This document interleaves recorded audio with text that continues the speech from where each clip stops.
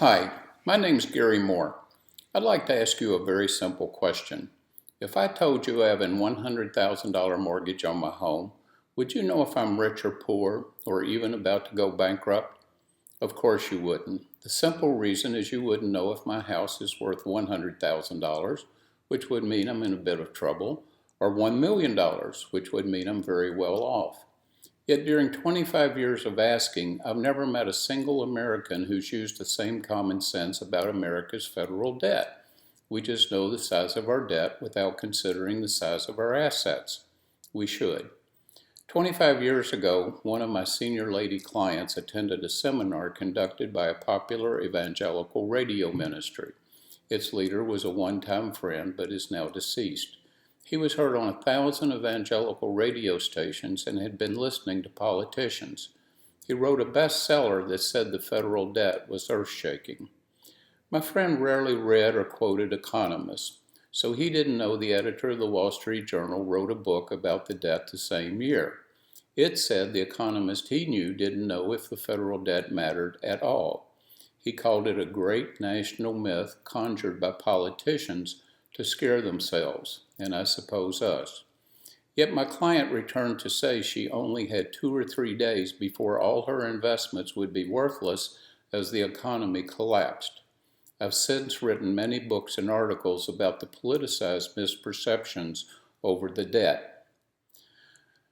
Despite this being a deeply spiritual matter and a stewardship matter, very few religious leaders have had any interest in seeking the truth about the matter.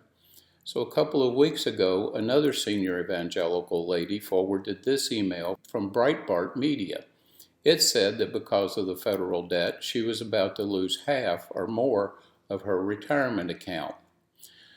There is a connection between those two stories. Breitbart's former head, Steve Bannon, became President Trump's chief political strategist. As explained by this cover story of Time, Mr. Bannon used the same fearful imagery to manipulate voters as Breitbart did to manipulate investors. President Trump himself is no stranger to such manipulation. As he explained in his book, The Art of the Deal, the final key to the way I promote is bravado. I play to people's fantasies. I call it truthful hyperbole. It's an innocent form of exaggeration and a very effective form of promotion. With due respect, I'd suggest it might be innocent when selling luxury condos to sophisticated investors. But for 25 years, I've watched such hyperbole impoverish average Americans both financially and spiritually. And it's hard to make America richer when our leaders are impoverishing Americans. Since the worst exaggerations about the federal debt have been created by conservative politicians and the conservative media, while liberal politicians and the liberal media admittedly use fear for their own agendas, let me share some facts from 3 Republican administrations, facts that I've never heard while our presidents were on the campaign trail. The first are from 2011 are from a businessman who would soon become our current president. I'll let Mr. Trump explain in his Discovery Channel special his one-time perspective about how insignificant America's mortgage was in relation to the value of our home. It might seem quite strange to you for a couple of reasons. First, 10% of Americans own about 80% of America's wealth, so the rest of us can't really appreciate America's enormous economic blessings. Second, when President Trump was a businessman, he was unusually fond of debt. But when he campaigned for the presidency, he was quite critical of the deficits and debt of our government. Of course, once elected, he proposed spending projects and tax cuts that most economists thought would increase the debt by another $10 trillion. Here is why he probably thinks America can afford that. And I'm going to find out what it is. I'm going to do something no one else has tried. Put a dollar amount on everything in America right now, a single sticker price. There are those who think America is a waning power. They say we're broke. I say they're not looking hard enough. There's money to be had everywhere, and I'm going to show you where. Here in the United States, we're the #1 manufacturer of millionaires. We have the highest number of millionaires in the world. That's 1 in every 100 people.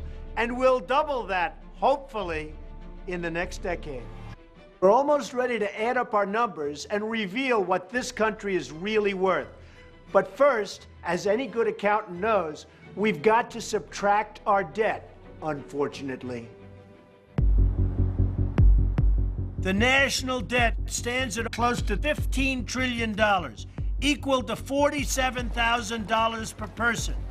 That's a lot. So we're starting with an awfully big handicap.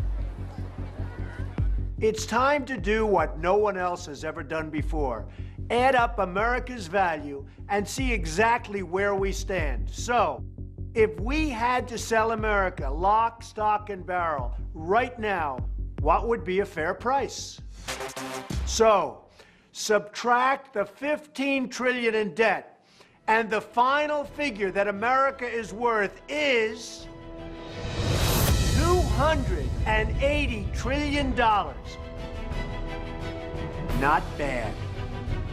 That's almost $1 million for every man, woman, and child in America.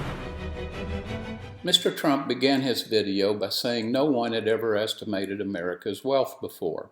He apparently wasn't aware the Office of Management and Budget in the White House has estimated both America's debt and assets for several decades. For example, back in 1993, I wrote this article that compared the federal debt to a bug on the windshield of a car.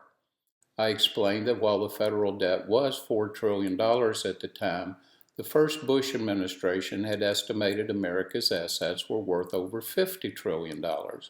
As I noted, that meant our government had only placed an $8,000 mortgage on our $100,000 home.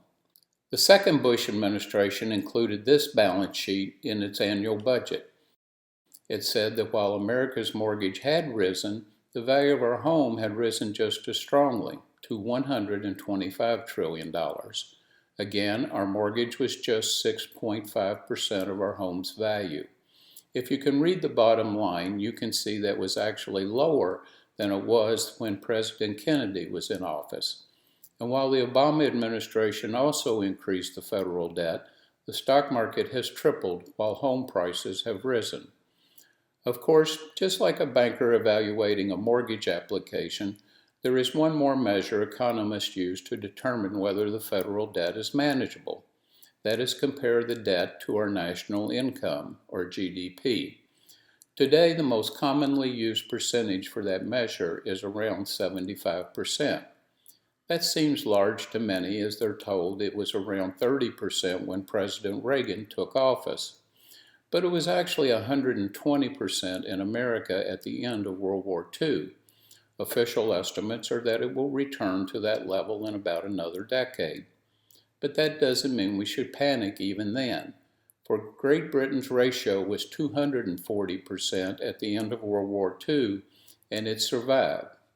The truth is, no one knows how much debt America can manage. So my advice at this point is to be prudent, but don't let the exaggerations of politicians and media impoverish your spirits and finances. That's particularly true if you're a Christian who is motivated by the media. For the media, whether it's mainstream, Christian, or alternative, will always focus on the negatives rather than helping us count our blessings. No one wants to buy a paper about 30,000 planes arriving safely each day. So let me close with two very wise sentiments for what is increasingly called our post-truth political culture, when half-truths are as dangerous to your well-being as are untruths.